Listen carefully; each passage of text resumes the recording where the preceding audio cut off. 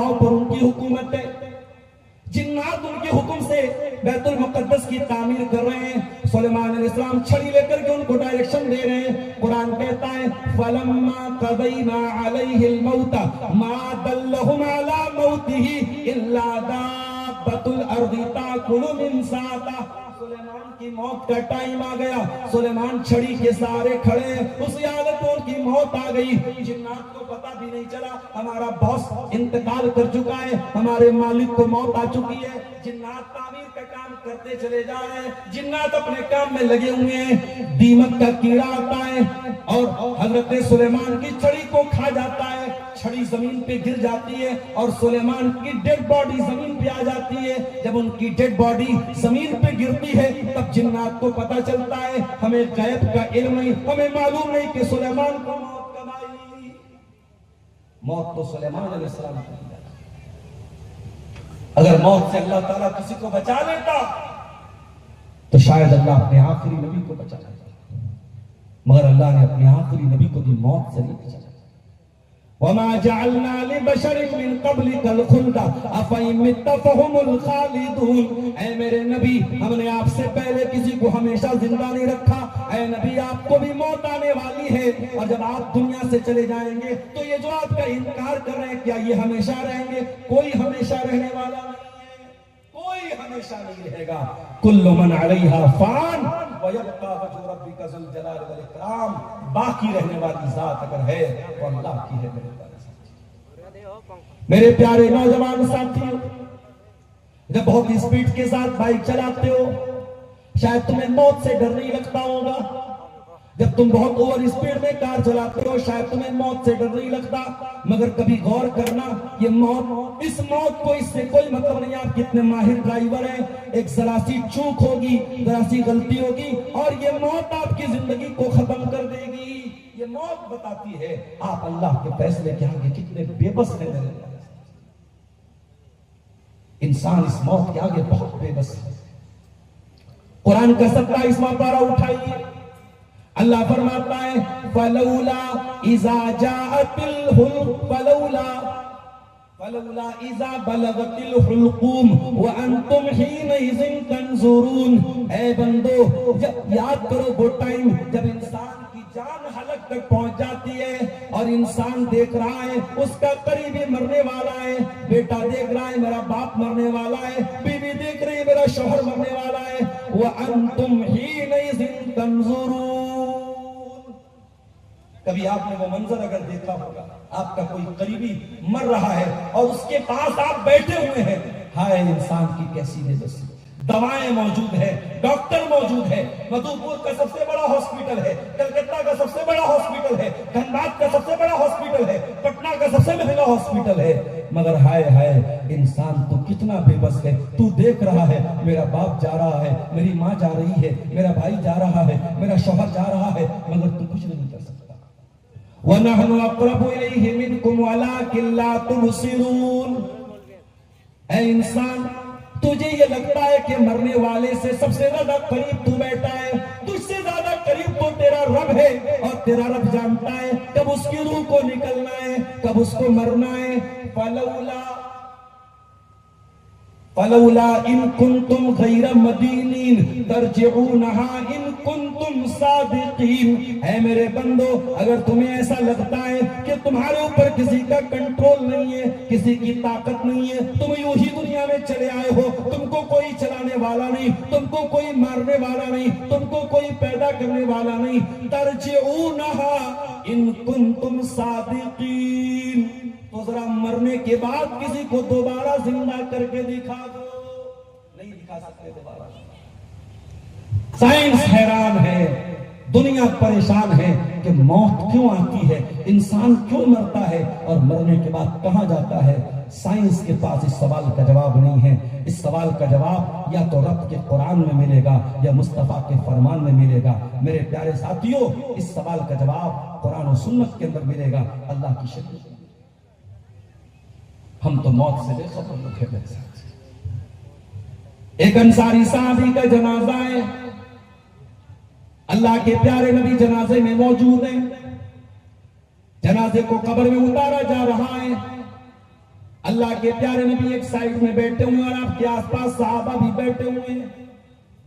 आपने कब्र की तरफ देखा और कब्र के हालात के बारे में आपने गौर किया।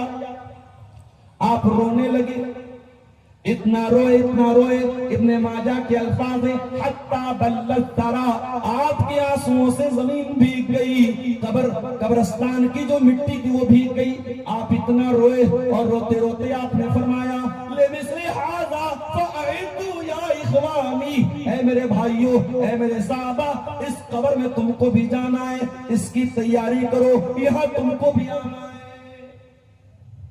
हम तो बड़े सख्त दिल लोग हैं मेरे प्यारे साहब, हमें तो कब्रिस्तान देख के मौत याद नहीं। हमारा नौजवान तो कब्रिस्तान में बैठ के भी ताश का पत्ता खेल रहा है, मोबाइल देख रहा है, शराब पी रहा है, जुआ खेल रहा है। कब्रिस्तान में भी हमें मौत से डर है। यहां अल्लाह के नबी कब्रिस्तान को देख के रोने लगते हैं मेरे प्यारे साथी। जरा गौर करो मेरे प्यारे साथियों, हम सबको मालूम है कि मौत आएगी और जब मौत आ जाएगी हमारे पास दुनिया में वापस आने का कोई ऑप्शन नहीं होगा। मोबाइल डिस्चार्ज हो जाए, हमें इत्मीनान होता है चलो दोबारा चार्जिंग में लगा लेंगे, लेकिन गौर करो मेरे प्यारे साथियों, जब जिंदगी की चार्जिंग खत्म हो जाएगी, जब इंसान मर जाएगा, दुनिया का कोई चार्जर इंसान को दोबारा जिंदा नहीं कर पाएगा। अल्लाह फरमाता है, हत्ता इज़ा जाअ अहदहुमुल मौत क़ाल रब्बिरजिऊन, ऐ इंसान, जब मौत तेरे पास आती है तो कहता है, ऐ अल्लाह मुझे एक मौका और दे दे, एक चांस और दे दे, मेरी जिंदगी को दोबारा रिचार्ज कर दे। ऐ अल्लाह एक मौका और दे दे दुनिया में। क्यों मौका मांग रहा है? ताकि एमबीबीएस की तैयारी कर ले। मुझे किसी ने बताया, मौलाना इस पर थोड़ा बोलिएगा, यहां तालीम की बड़ी कमी है, हालात बहुत खतरनाक है और होंगे मेरे प्यारे साथी। आने वाले वक्त में इस मुल्क में अगर आपको अपने हालात बदलने हैं तो दो काम आपको करना पड़ेगा, तालीम के मैदान में आगे बढ़ना पड़ेगा और मईशत को मजबूत करना पड़ेगा। नौकरी करने का मिजाज मत पैदा करो, नौकरी देने का मिजाज पैदा करो। कारोबार में आगे बढ़ो, बिजनेस में आगे बढ़ो। लाखों रुपए की नौकरी से बेहतर हजारों का कारोबार है। बिजनेस में आगे बढ़ो, आने वाला वक्त बताएगा। अगर आप बिजनेस में आगे बढ़े, तिजारत में आगे बढ़े, तो इस मुल्क में आपको इंशाअल्लाह कोई नुकसान नहीं पहुंचा पाएगा। तिजारत में आगे बढ़िए, तालीम में आगे बढ़िए। ये मिजाज बदल दीजिए कि मैंने मजदूरी की तो मेरा बेटा भी मजदूरी करेगा। पेट पर पत्थर बांध लीजिए मगर बच्चों को तालीम दीजिए, पढ़ाइए मेरे प्यारे साथियों। बच्चों को, बच्चियों को आज लोग माशाअल्लाह पढ़ा रहे हैं, बच्चों को नहीं पढ़ा रहे। ये जो डिसबैलेंस हो रहा है समाज में, इससे भी बड़ा नुकसान हो रहा है। आपकी लड़कियां पढ़ी लिखी हो जाए और लड़के अनपढ़ और गंवार रह जाए, तो ये लड़कियां जब उनको अपने बराबर के पढ़े लिखे लड़के नहीं मिलेंगे समाज में, तो उन लड़कियों को बहकाने के लिए, उनको वर्गलाने के लिए, उनको बर्बाद करने के लिए सोशल मीडिया पर पूरी एक टीम मौजूद है जो उन लड़कियों को मुर्तद बना रही है, उन लड़कियों को इस्लाम से दूर कर रही है। अगर अपनी बच्चियों को बचाना है तो बच्चियों के साथ साथ अपने लड़कों को भी तालीम दीजिए। लड़कियों को पढ़ाना और लड़कों को जाहिल बिठा के रखना, माफ कीजिए, आप अपने मुस्तकबिल के लिए गड्ढा खोद रहे हैं, अपनी कौम के लिए बहुत खतरनाक गड्ढा खोद रहे हैं। गौर कीजिए मेरे साथ। इंसान मर गया है, मरने के बाद अल्लाह से कहे, अल्लाह दुनिया में दोबारा जाने का चांस दे, लअल्ली अअमलु सालिहन फीमा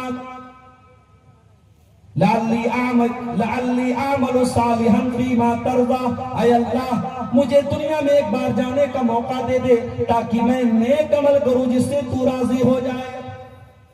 इंसान अल्लाह से दुआ कर रहा है मरने के बाद, ऐ अल्लाह एक चांस और दे दे। मैं बच्ची की शादी करने के लिए चांस नहीं मांग रहा हूँ, मैं मकान बनाने के लिए नहीं मांग रहा हूँ, सरकारी नौकरी पाने के लिए नहीं मांग रहा हूँ। ऐ अल्लाह बहुत गुनाह कर लिए, बहुत पाप कर लिए, बहुत तुझको नाराज कर लिया, ऐ अल्लाह एक मौका और दे दे। मैं वादा करता हूँ अब नेक अमल करके तुझको राजी कर लूंगा। अल्लाह फरमाता है, कल्ला, ऐ मेरे बंदे ऐसा होने वाला नहीं है। इन्नहा कलिमतुन हुवा काइलुहा, ये तो बस तेरे ज़बान से निकली हुई एक आरज़ू है जो कभी पूरी होने वाली नहीं है। इंसान मरने के बाद दोबारा दुनिया में नहीं आ सकता। अब कहा जाएगा वो वो बरज़ख में जाएगा। कुछ लोग कहते हैं साहब अज़ाब कब्र कैसे होगा, हमें समझ में नहीं आता। मुसलमान तो अपने मुर्दों को कब्र में डालता है, गैर मुस्लिम तो जला देते हैं, कोई प्लेन में क्रैश हो जाता है, कोई पानी में डूब के मर जाता है। अरे ये सवाल उठाने वालों, तुम्हें अल्लाह ताला की कुदरत पर यकीन नहीं? जब तुमने इस बात पर ईमान रखा अल्लाह ताला हर शय पर कादिर है, जो प्लेन में क्रैश हो गया, जो पानी में डूब गया, जिसको मछली खा गई, जो जल के मर गया, अल्लाह ताला इस बात पर कादिर है, उसके बदन के एक टुकड़े को अल्लाह ताला दोबारा जमा करेगा और उसको दुनिया में कहीं कब्र बना करके कब्र में डालेगा और वहां उसको कब्र का अजाब देगा। कब्र के अजाब से और कब्र की सख्ती से मेरे प्यारे साथियों सबको निपटना है, सबको कब्र से के मंजिल से गुजरना है। मुसलमान को भी गुजरना है, काफिर को भी गुजरना है। कब्र की वो मंजिल हम सबको देखना है मेरे प्यारे साथियों।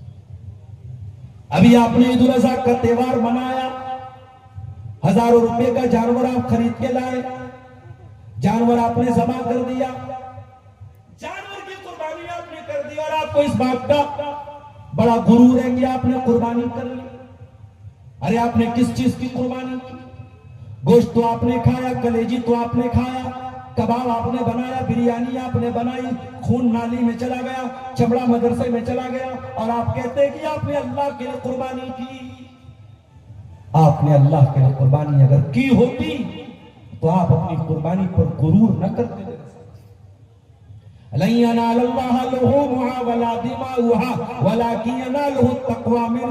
इंसान तेरे कुर्बानी का खून अल्लाह क्या नहीं जाता, तेरी कुर्बानी का गोश्त अल्लाह क्या नहीं जाता, अल्लाह क्या जाता है, तू तेरे दिल का तकवा जाता है। इंसान तू मौत से डरता है, तू अल्लाह से मोहब्बत का दावा भी करता है। जो अल्लाह से मोहब्बत करेगा वो मौत से नहीं डरेगा। बुखारी की रिवायत है, अल्लाह के नबी फरमाते हैं, मन अहब्बल्लाह अहब्बा लिकाअहू, जो अल्लाह से मोहब्बत करता है वो अल्लाह से मिलने की भी चाहत रखता है, उसे मौत से डर नहीं लगता। वो तो चाहता है कि मौत आ जाए और अल्लाह ताला के उसको नेकियों का फल उसको मिले। मौत से डरना ये मोमिन की निशानी नहीं है मेरे साथ। हाँ, मौत की तैयारी अगर नहीं है तब इंसान को डरना चाहिए। कल मैंने अल्लामा इब्न जौजी की एक लाइन पढ़ी, बड़ी अच्छी उनकी एक लाइन लगी। अल्लामा इब्न जौजी की किताब है अल-मुदहिश, 1000 पेज की किताब है, बहुत प्यारी किताब है। उसमें उन्होंने एक जगह एक लाइन लिखी, कहा कि बनना है तो अबू बकर के जैसे, नेकियों में आगे बढ़ने वाले, अल्लाह के राह में खर्च करने वाले, नेकियों के कामों में आगे आगे रहने वाले बनो। बनना है तो अबू बकर के जैसे बनो या फिर माइस असलमी के जैसे तौबा करने वाले। ओ शहरपुर वालों, मेरे भाइयों, मेरी बहनों, जरा गौर करो। अल्लामा इब्न जौजी कहते हैं कि अबू बकर सिद्दीक के जैसे बनो। अबू बकर सिद्दीक कौन थे? एक मर्तबा अल्लाह के नबी साहब आपके साथ बैठे हुए हैं, आपने फरमाया तुम में से कोई आज रोजा रख के आया है? अबू बकर सिद्दीक ने हाथ उठाया, हाय अल्लाह के नबी मैं रोजा रख के आया हूँ। फिर आपने पूछा क्या तुम में से कोई ऐसा है जिसने किसी गरीब को खाना खिलाया है? हाय अल्लाह के नबी मैंने गरीब को खाना भी खिलाया है। फिर आपने पूछा क्या कोई ऐसा भी है जिसने किसी मरीज की इयादत की है? हाय अल्लाह के नबी मैंने मरीज की इयादत की है। फिर आपने पूछा क्या कोई ऐसा भी है जो किसी मुसलमान के जनाजे में गया है? हाय अल्लाह के नबी मैं मुसलमान के जनाजे में भी गया हूं। नबी नेकी का नाम लेते चले जा रहे हैं और अबू बकर सिद्दीक का हाथ उठता चला गया। आज मस्जिदों का चंदा होता है, जो करोड़ दे सकता है वो लाख दे के जान छुड़ा रहा है, जो लाख दे सकता है वो 1000 दे के जान छुड़ा रहा है। आज अल्लाह की राह में कुर्बानी देने की बात है, हम पीछे बैठ जाते हैं। अबू बकर पीछे नहीं बैठते थे मेरे साथ। अबू बकर पहली लाइन में रहने वाले का नाम, नेकी के मामले में पहली सब में रहने वाले बनो। कुछ लोग नमाज पढ़ते भी हैं तो अल्लाह माफ करे, नमाज ऐसी पढ़ते हैं कि नमाज की जान निकाले। नमाज पढ़ते हैं मस्जिद में हर नमाज में उनकी 2 रकात 3 रकात छूट जाती है।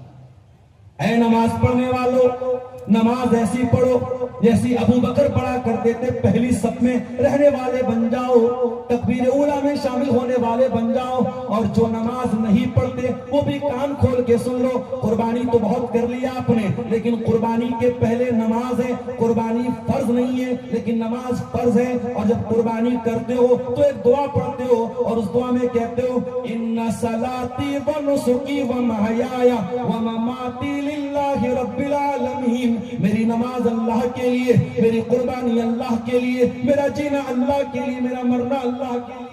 आप कुर्बानी के पहले नमाज का नाम लेते हैं। मेरे प्यारे साथियों, नमाज का नंबर पहले है, कुर्बानी का बहुत बाद में है। आप नमाज एक टाइम की ना पढ़े, कुर्बानी लाखों रुपए की दें। आपको अपने तर्ज अमल पर गौर करना चाहिए। मेरे प्यारे साथियों, मैं ये फतवा तो नहीं दे रहा हूँ कि बेनमाजी की कुर्बानी नहीं होगी, लेकिन जो नमाज नहीं पढ़ता है और कुर्बानी कर रहा है वो अल्लाह क्या क्या जवाब देगा कि जो चीज फर्ज थी और 5 टाइम फर्ज थी वो छोड़ करके आप कुर्बानी तो कर रहे हो, बड़े शौक से कर रहे हैं। मेरे प्यारे साथियों, इसका मतलब कि आपने कुर्बानी का मतलब ही नहीं बनना है तो अबू बकर सिद्दीक के जैसे।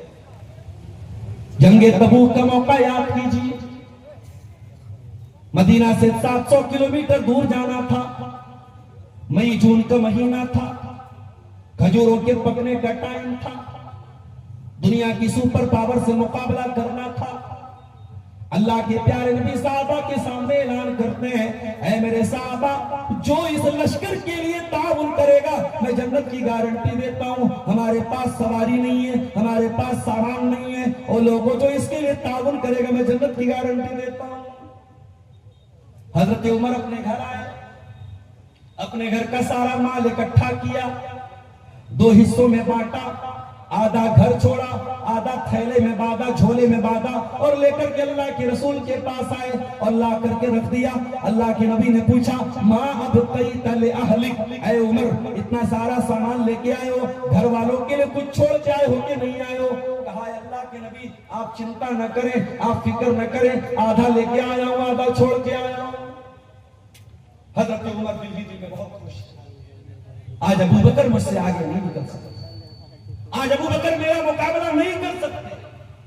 थोड़ी देर के बाद हजरत अबू बकर सिद्दीक भी आए, वो भी झोला लेके आ रहे हैं, वो भी थैला लेके आ रहे हैं, वो भी अपने घर का सामान लेके आ रहे हैं, उन्होंने भी लाके रख दिया। नबी ने पूछा, माँ अब तले अहलिक, ऐ अबू बकर ये बताओ तुमने घर वालों के लिए क्या छोड़ा? कहा, अल्लाह के रसूल आज इस्लाम को मेरे माल की जरूरत है, आज अल्लाह की राह में मेरे माल की जरूरत है। अय अल्लाह के नबी, मैं इतना बेवफा तो नहीं हूं, मैं इतना गद्दार तो नहीं हूं, मैं इतना बड़ा बेवफा और नमक हराम तो नहीं हूं। आज अल्लाह के दीन को मेरे माल की जरूरत है और मैं माल बचाऊं, मैं अपने घर वालों की फिक्र करूं। अय अल्लाह के रसूल, मैंने घर में एक पैसा नहीं छोड़ा है, 1 रुपया नहीं छोड़ा है, मैंने कोई माल नहीं छोड़ा, सारा माल लेके आया हूं। अब कई तो लहुल्लाह व रसूला, ऐ अल्लाह के नबी मैं घर वालों के लिए अल्लाह को छोड़ के आया हूं, उसके रसूल को छोड़ के आया हूं। मैं घर वालों के लिए अल्लाह और उसके रसूल की मोहब्बत को छोड़। ये अबू बकर सिद्दीक थे। उमर फारूक रोने लगे और कहने लगे, ऐ अबू बकर, उमर तेरा मुकाबला नहीं, बनना है तो अबू बकर सिद्दीक को जैसे। नेकियों में आगे बढ़ो, नमाज में आगे बढ़ो, ज़कात में आगे बढ़ो, सदका खैरात में आगे बढ़ो, उलमा की इज्जत में आगे बढ़ो, मदरसों के खिदमत में आगे बढ़ो। बनना है तो अबू बकर सिद्दीक के जैसे। उसके बाद अल्लामा इब्ने जौज़ी कहते हैं, अगर ये नहीं कर सकते, अगर गुनाहों में डूबे हो, ज़िनाकारी में डूबे हो, शराब में डूबे हो, बेपर्दगी में डूबे हो, बेहयाई में डूबे हो, तो दूसरा नमूना भी तुम्हारे सामने मौजूद है, माइज असलमी के जैसे बन जाओ। माइज कौन थे? माइज एक सहाबी थे, अल्लाह के नबी के पास आते हैं और आकर के कहते हैं, अरे अल्लाह के नबी मैंने जिना कर लिया है, अकीम अलैया किताब अल्लाह, मेरे ऊपर अल्लाह की किताब का फैसला नाफिज कर दीजिए, मेरे ऊपर कुरान का फैसला लागू कर दीजिए। अरे अल्लाह के नबी मुझे पत्थरों से मार मार के खत्म कर दीजिए, मुझे सजाए मौत दे दीजिए। अरे अल्लाह के नबी मैं अपने गुनाह की सजा दुनिया में पाना चाहता हूँ, मैं आखिरत में नहीं पाना चाहता हूँ, मुझे जो सजा है वो सजा दे दीजिए। आपने सहाबा से कहा, जरा इनका मुंह सूंघ के देखो, शराब तो पी के नहीं है। साहबा ने कहा नहीं, अल्लाह के नबी शराब नहीं पीते। आपने कहा अच्छा जाओ हम बात नहीं। एक सहाबी से कहा जाओ पता लगाओ उनका दिमाग तो ठीक है, कहीं पागल तो नहीं हो गए, कहीं दिमाग का दौरा तो नहीं चढ़ रहा है, कहीं मानसिक संतुलन तो नहीं बिगड़ गया। सहाबी ने आके रिपोर्ट दिया अल्लाह के नबी दिमाग बिल्कुल ठीक है, मानसिक संतुलन बिल्कुल ठीक है, दिमाग में कोई खराबी नहीं है। फिर एक दिन और आते हैं, अरे अल्लाह के नबी मेरा नाम माइस बिन मालिक असलमी है और मैं आपके पास इसलिए आया हूं, मैंने ज़िना कर लिया है, मैं शादीशुदा आदमी हूं, मैं आपके पास इसलिए आया हूं, आप मुझे पाक कर दीजिए, मुझे सजा दे दीजिए, मुझे मौत की सजा दे दीजिए, मेरे ऊपर अल्लाह की किताब का फैसला लागू कर दीजिए। आपने कहा माइस सोच समझ के बताओ, तुमने ज़िना किया? कहीं ऐसा तो नहीं तुमने उस औरत को टच किया हो, सिर्फ छू लिया हो, सिर्फ किस कर लिया हो? कहीं ऐसा तो नहीं तुम किसी गलत फहमी के शिकार हो?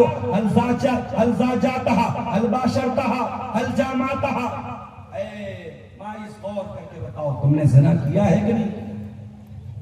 अरे अल्लाह के नबी मुझे अच्छी तरीके से पूरे होशो हवास में इकरार कर रहा हूं, मैंने गलत काम किया है, मैंने ज़िना किया है। अल्लाह आपने कहा गड्ढा खोदा, गड्ढा खोदा, माइस असलमी को गड्ढे में डाला गया, आधा धड़ जमीन में डाला गया, आधा बाहर रखा गया। लोग कहते हैं इस्लाम में ज़िना की बड़ी कठोर सजा है और दुनिया वालों ये सजा देना शुरू कर दो, तुम्हारे यहाँ बलात्कार रुक जाएगा, तुम्हारे यहाँ ज़िना रुक जाएगा। और अब तो हालात यहां तक पहुंच गए। अभी आज मैंने खबर देखी कि बाप ने अपनी सौतेली बेटियों के साथ, 2 बेटियां थी, लगातार अपनी सौतेली बेटियों के साथ बाप ने ज़िना किया। मेरे प्यारे साथियों, ये तो सौतेली बेटियों के साथ का मामला है। ऐसे भी वाकयात सामने आए हैं कि बाप ने अपनी सगी बेटी के साथ गलत काम करने की कोशिश की है। माफ करना, सोशल मीडिया ने और मोबाइल ने और इंटरनेट ने आज दिमागों में इतनी गंदगी भर दी है कि क्या जवान और क्या बूढ़ा, क्या कुंवारा और क्या शादीशुदा, क्या नमाजी और क्या बेनमाजी, इस मोबाइल और सोशल मीडिया ने ज़हनों को इतना गंदा कर दिया है कि आज वो रिश्ते जो मुहर्रमात के रिश्ते हैं, दुनिया में कोई लड़की किसी पर भरोसा करे या न करे अपने बाप पर करती है। आज हम उस स्टेज पर पहुंच गए, उस हालात पर पहुंच गए कि आज बेटी के बाप बेटी के हाथ, बाप के हाथ बेटी के गरिबान तक पहुंच गए, भाई के हाथ बहन के गरिबान तक पहुंच गए। मेरे प्यारे साथियों, इस्लाम ने जो सजा दी थी, इस्लाम ने औरत को हुक्म दिया, वो निकले तो पर्दे में निकले। इस्लाम ने मर्दों को हुक्म दिया कि रास्ता चलो तो निगाहों को झुका करके चलो। और इतनी सख्त तालीम के बाद भी इस्लाम ने अगर कोई ज़िना कर ले तो कुंवारा लड़का लड़की ज़िना करे तो 100 कोड़े मारे जाएंगे, और अगर शादीशुदा ज़िना करे तो पत्थरों से मार मार के खत्म किया जाएगा। दुनिया के जिस मुल्क में ये सजा दी जाएगी वहां ज़िना नहीं होगा, वहां बलात्कार नहीं होगा, वहां रेप नहीं होगा, वहां हराम रिलेशनशिप नहीं होगी, वहां गर्लफ्रेंड बॉयफ्रेंड का कल्चर नहीं चलेगा, वहां लड़के लड़कियां नाजायज ताल्लुकात नहीं बनाएंगे। ये सजा बड़ी कठोर सजा है, दुनिया को कठोर लगती है, मगर मेरे प्यारे साथियों यही सजा है जो दुनिया से जुर्म को खत्म कर सकती है। माइस को जमीन में गड्ढा खोद के डाला गया और पत्थरों से मारा जाने लगा। जब माइस का इंतकाल हो गया, माइस का इंतकाल हो गया, अल्लाह के नबी ने कहा माइस को निकालो, इनको कफनाओ और जनाजे की नमाज अल्लाह के नबी ने कहा मैं पढ़ाऊंगा। एक साहबी ने कहा अल्लाह के नबी आप एक ज़ानी का जनाजा पढ़ाएंगे, एक बदकार का जनाजा अल्लाह के नबी आप पढ़ाएंगे। आपने फरमाया कि तुम्हें क्या मालूम, लक़द ताबा तौबतन लौ क़ुसिमत बैन सबईन मिन अहलिल मदीनति लवसिअतहुम, इसने इतनी सच्ची तौबा की, अगर मदीना के 70 गुनहगारों में इसकी तौबा को बांट दिया जाए तो मदीना के 70 गुनहगारों के लिए इसकी तौबा काफी हो जाएगी। इतनी सच्ची तौबा करके आया है, अगर मदीना के 70 गुनहगारों में इसकी तौबा को बांट दिया जाए तो इसकी तौबा काफी हो जाएगी। मेरे प्यारे साथियों,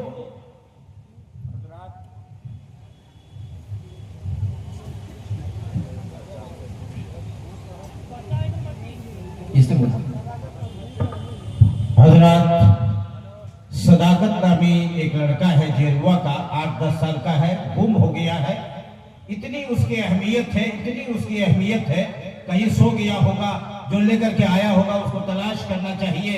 अब बीच में केंदुआ का है, अभी जेरुआ बताइए केंदुआ का, चलिए ठीक है, केंदुआ का है तो कहीं रोता हुआ नजर आए तो स्टेज तक पहुंचा दीजिए। मैंने समझाने की कोशिश की कि तकरीर बीच में मुनक़ता हो जाने से खराब हो जाएगी, थोड़ा कहीं मिल जाए जरा पहुंचा दीजिए। कोई मसला नहीं, कोई बात नहीं। गौर कीजिए मेरे प्यारे साथी, माइज असलमी की सच्ची तौबा, नबी ने कहा माइज ने तौबा की है, इतनी सच्ची तौबा की है, अगर मदीना के 70 गुनहगारों में बांट दी जाए उनकी तौबा काफी है। मेरे प्यारे भाइयों, मेरी प्यारी माँ बहनों, अगर गुनाहों में दलदल में फंस चुके हो, अगर गुनाहों में डूबे हुए हो, तो माइज असलमी तुम्हारे लिए एक आइडियल है। सच्ची तौबा कर लो, अल्लाह से माफी मांग लो। ओ मेरे प्यारे भाइयों, तुम बाप के सामने रोगे तो बाप शर्मिंदा करेगा, माँ के सामने रोगे तो माँ शर्मिंदा करेगी, दोस्तों के सामने आंसू बहाओगे, दोस्त मजाक उड़ाएंगे। इस कायनात में अगर कोई हस्ती ऐसी है, उसके सामने रोने वाला कभी शर्मिंदा नहीं होता, उसके सामने रोने वाला कभी जलील नहीं होता। वो अल्लाह की जात है मेरे प्यारे साथियों। अल्लाह के सामने रोना सीख लो मेरे प्यारे साथियों। रात के सन्नाटे में जाओ, अल्लाह के नबी फरमाते हैं कयामत के दिन अल्लाह ताला 7 लोगों को अपने अर्श का साया देगा। उन 7 लोगों में एक वो आदमी भी होगा, वरजुलुन ज़करल्लाह खालियन फफ़ाज़त ऐनाह, जिसने तन्हाई में अकेले में अल्लाह को याद किया होगा और उसकी आंखों से आंसू बहे। माइज असलमी के इंतकाल के बाद कुछ दिनों के बाद अल्लाह के नबी के पास एक औरत आती है और कुछ उलमा ने लिखा कि इसी औरत के साथ माइज ने ज़िना किया था, वल्लाहु आलम। वो औरत आकर के कहती है अल्लाह के नबी इन्नी असब्तु ज़िना, मैंने ज़िना किया है। अल्लाह के प्यारे नबी उसको भी टालने की कोशिश करते हैं। वो औरत कहती है अय अल्लाह के नबी, आप मुझे टालने की कोशिश न कीजिए जैसे आप माइस को टाल रहे थे। अय अल्लाह के रसूल, आप मुझे न टालिए, इन्नी लहुबला, मैं ज़िना करके आई हूं और मैं हमल से भी हूं। बात थोड़ी शर्मनाक है मगर कह देता हूं। मुसलमान इलाके के डॉक्टरों ने बताया, मुसलमान इलाके के लैब चलाने वालों और अल्ट्रासाउंड कराने वालों ने बताया है कि बड़ी तादाद में मुसलमान लड़कियां जो स्कूलों में पढ़ती हैं, कॉलेजों में पढ़ती हैं और जवान हैं, उन लड़कियों की बड़ी तादाद शादी के पहले हराम रिलेशनशिप में मुलव्विस है और आकर के अपने हमल को साकित करवा रही और गिरा रही है। ये कौम कहां जाएगी, उम्मत कहां जाएगी? इस उम्मत के ये अमाल है। उसके बाद अगर हम ये कहें कि हम पर फला जुल्म कर रहा है और फला जुल्म कर रहा है और फला हमको मार रहा है, ऐ मुसलमान, सबसे बड़ा जालिम तू खुद है। तू खुद अपने रब की कितनी नाफरमानी कर रहा है। जरा सोचो मेरे साथियों, एक तो जिना हो रहा है और फिर उस बच्चे को कत्ल किया जा रहा है, हमल को साकित किया जा रहा है। वो औरत कहती है ऐ अल्लाह के नबी, मैं हमल से हूं। आपने फरमाया कि ज़िना तुमने किया है, बच्चे का कोई कसूर नहीं है, जाओ जब बच्चा पैदा हो जाए तब मेरे पास। आज मुजरिम अदालत से भागना चाहता है, पुलिस वालों को पैसा देता है, वकीलों से सौदा तय करता है, अदालत से सौदा तय करता है अपने आप को बचाने के लिए। आय अल्लाह, ये कैसी अदालत है जहां मुजरिम को भागने का मौका दिया जा रहा है? अल्लाह के नबी 9 महीने के लिए उस औरत को इजाजत दे देते हैं, तो चली जा। औरत चली गई, 9 महीना गुजर गया, सहाबा भी भूल गए, अल्लाह के नबी भी भूल गए। 9 महीने के बाद वो औरत आती है और आकर के अपने हाथ में बच्चा लेके आई है। अय अल्लाह के नबी, मैं वही कामिदी औरत हूँ और ये मेरा बच्चा है, मैं बच्चे को जन्म दे चुकी हूँ। अय अल्लाह के नबी, अब तो मुझे सजा दे दीजिए। तहरीर या रसूल अल्लाह, अय अल्लाह के रसूल, मुझे पाक कर दीजिए।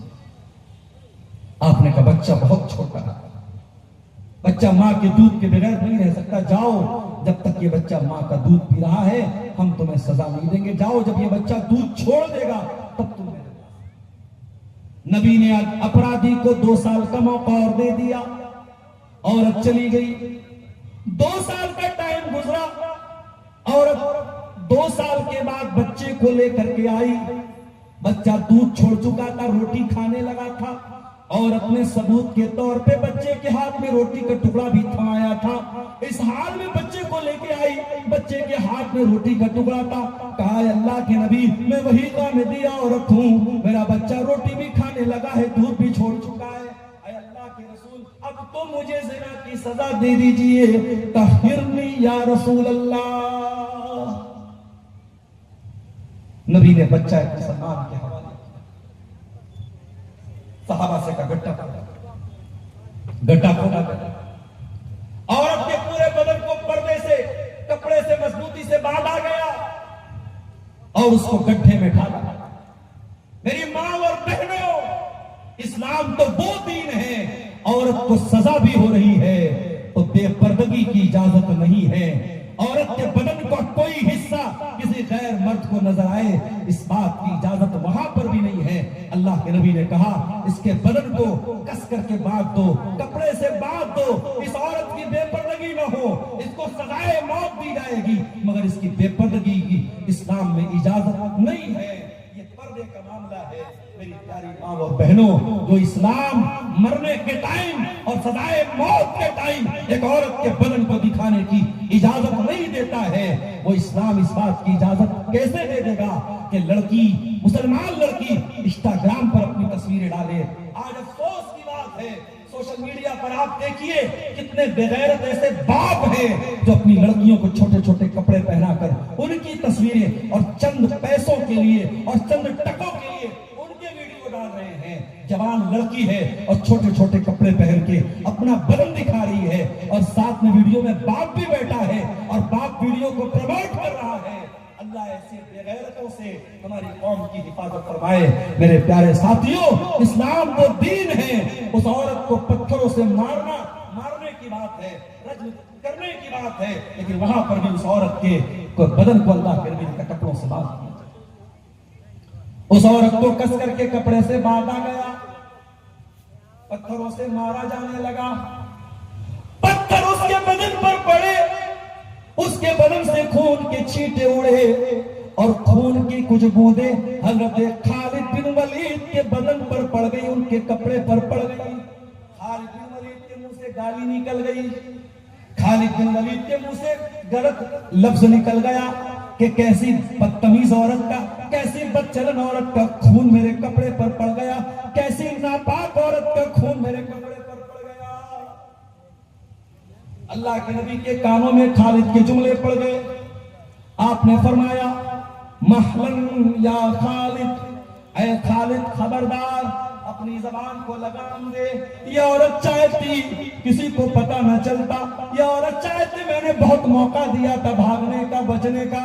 इस औरत को अल्लाह का डर था, जहन्नम का डर था, अल्लाह की सजा का डर था। ये अपने आप को मौत के हवाले करने आई, ये अपने आप को ये सजा दिलवाने आई, क्योंकि ये जहन्नम की सजा झेलना नहीं चाहती थी, ये कयामत के दिन की सजा झेलना नहीं चाहती थी।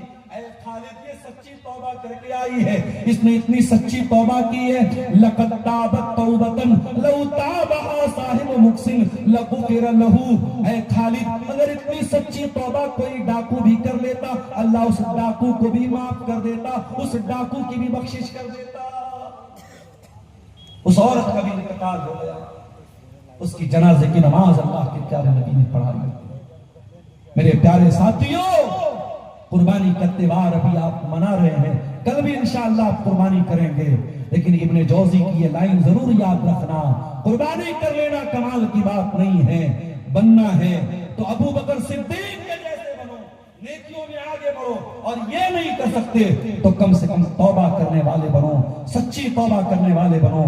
मेरे प्यारे साथियों, जिंदगी का कोई भरोसा नहीं है, सफर करते हुए अब डर लगता है।